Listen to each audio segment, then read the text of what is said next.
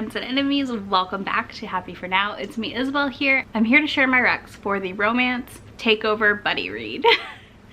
So there was an announcement video earlier this week, so you've already seen that. I hope you enjoyed it. And now we have our delightful recommendations. So I'm gonna go down each category, and anyone that I have a book or more to recommend you, I will recommend.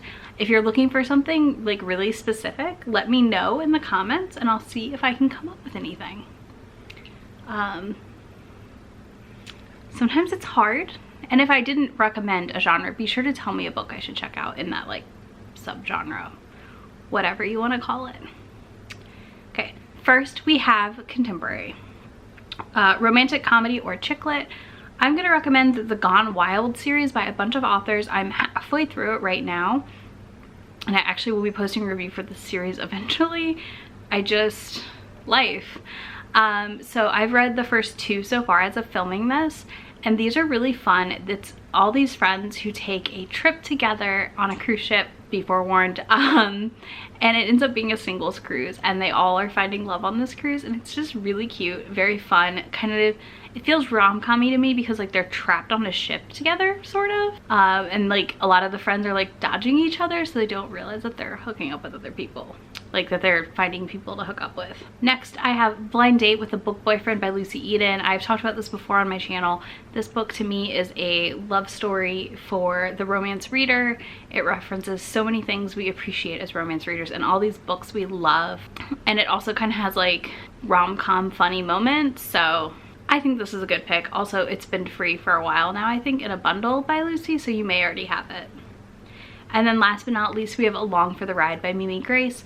This surprised me. This was a debut that I read this year, and I was shocked by how good it was. I cannot wait for more from Mimi Grace. And this had the road trip element, wildness happening.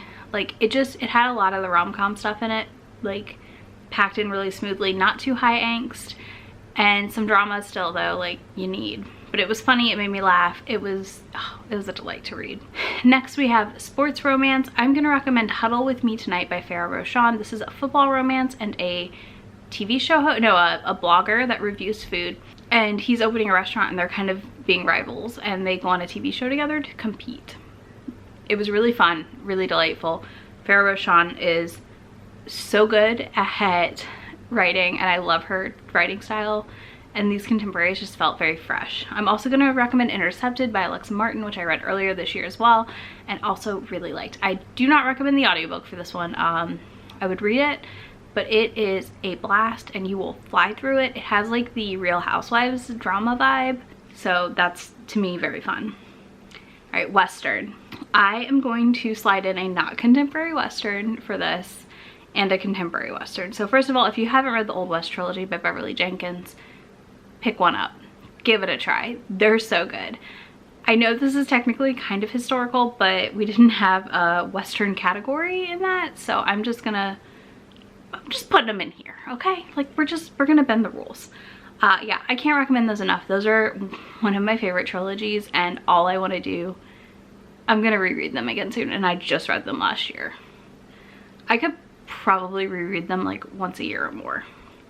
I also am going to recommend A Cowboy to Remember by Rebecca Weatherspoon. This is an amnesia story, and it's kind of a Sleeping Beauty-esque take. It does have some drama, but it's really fun, and I really enjoyed my time with it. Next we have erotic romance or dark romance or romantic suspense. This is a hard one. I mostly stuck to suspense and to erotic personally, because those are more of what I tend to read. So I just finished Whiteout by Adriana Anders. This is great romantic suspense. It is danger banging and so fast paced. I couldn't put it down. Delightfulness. It does involve a virus, not like this, but just if maybe you don't want to read that right now. And then we have Neighborly by Katrina Jackson. I've been yelling about this book since last year. This is one of the best erotic novellas I've ever read. It is a polyamorous relationship between two women who have partners and are neighbors, and it's just off the charts hot. Then we have Pregnesia by Carly Cassidy. I read this for my amnesia reading the tropes, and this was a surprisingly good amnesia and romantic suspense book. It is a Harlequin category romance, so it is quick to read and short, so it's great for a weekend readathon. I don't want to give a ton away, but she is pregnant and she has amnesia. That's kind of all you need to know, and it's just buckle up. And then last for this category, we have Spark by Aletha Romig. I blame Steph for this. I got into this because Steph was talking about it and I was like, I'm gonna try these. And I am sucked in. I have the second book to listen to still, and I'm just waiting right now because I don't want to get too far ahead of myself, because I want the next book to come out first. So this is like childhood friends who haven't seen each other in years and then end up running into each other. It's a lot of suspense, a lot of intrigue. Delightful. And then LGBTQ. This list is like endless, I feel like. We have Once Ghosted Twice Shy by Alyssa Cole. If you've not read that novella yet, I think it's a great choice. You could read Red, White, and Royal Blue. On it, like this one was hard for me because I feel like there's so many options. Zenny by Rebecca Weatherspoon has a bi male character in it, and a lot of rep. Like I feel like a lot of what I read has this rep in it, so it's hard to be like, here's not 40 titles to read.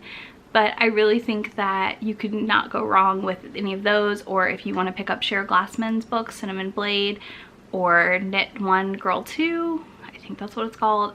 I'm so bad at titles. I'll have them all linked down below for you though. So those are just a few of the many amazing options out there for you in this category. Next we have historical. So medieval, I think this counts for medieval, I'm not sure. But I think that A Heart of Blood and Ashes by Milla Vane is a great option. You can get I think it's on Hoopla for me at least, so it might be a good audiobook choice. It is long, but this is a Viking story with like some magical elements, but I feel like this is the time period it would fit into. Do you read medieval romance? If you do, let me know like a title I should check out, because I feel like this is just a blank zone for me. Next we have Regency. So this is easy because like I read so many Regencies. Who doesn't? Like that's the main historical genre. But I am gonna say pick two that I read recently and really loved. Waking Up with the Duke by Lorraine Heath. This is an unconventional romance. This is not what you expect. So this is like a kind of cheating story, but not, it's weird. Anyways, I think if you want unconventional and something really different, this is perfect. I also just read My Fake Rake by Eva Lee and I loved it. I thought it was delightful. So I think that's also a good option. It is about two scientists in the Regency era. A Victorian, I'm going Gilded Age with this, which I think is Victorian. I don't know. But I'm gonna say Joanna Shupe. You should be reading Joanna Shupe's Uptown Girls series, or whatever it's called. The first one is The Rogue of Fifth Avenue. The second one is The Prince of Downtown. They're so good. You cannot go wrong with this. And then we have Civil War era. I'm going to recommend Alyssa Cole's An Extraordinary Union books. I read the first one. It was a heart punch. It will make you cry, but it's so good. So worth it. And then LGBTQ, IAP+. I'm going to say Cat Sebastian is a great jumping off point. There is also I Loved Hither Page recently by her. I love The Lawrence Brown Affair. There's also one of my other favorites, The Lady's Guide to Celestial Mechanics by Olivia Waite. I think that book is amazing as well. Next we have Paranormal. So I'm just gonna blanket statement, if you are interested in the Mortals After Dark series, I think this is a great time to pick one up. They are bonkers, off the wall, banana pants books. They are perfect to escape to. They have pretty much everything on the list for paranormal, and I've spent most of my 3 months into this year resisting rereading them. Science fiction, so I want to say for aliens is going to be my focus on this one because I don't really have anything for the other ones. I'm going to say that you should check out Toxic Desire by Robin Levitt. I will link it down below. It's free as of when I'm recording this. I'll note if it's still free in the video, like in the description box. This was a really inventive and different alien romance, and I really enjoyed my time with it. Basically, the planet makes you crazed and you have to like get it on to alleviate the pressure that it builds from like something in the atmosphere. So I had such a blast with this book. My book club read it. We had so much fun. So those are my recs right now. What am I going to read during this though? I am planning to read Briarly by Aster Glenn Gray. This is a historical novella. It's Men Loving Men, World War II era retelling of Beauty and the Beast. It's right up my alley. We're gonna try it. So I'm gonna read that. I am going to also read Reborn Yesterday by Tessa Bailey, which is her paranormal vampire romance that just came out. I may switch it up or add more as the weekend goes, but those two books are the first ones I'm going to start with. I will probably add an audiobook, but I'm gonna leave that up in the air because who knows what I'll be in the middle of by the time this readathon starts. That was my Rex video. I hope you enjoyed it. Be sure to subscribe, and I will be back in a few days with another video. I can't wait. I will see you soon. Bye.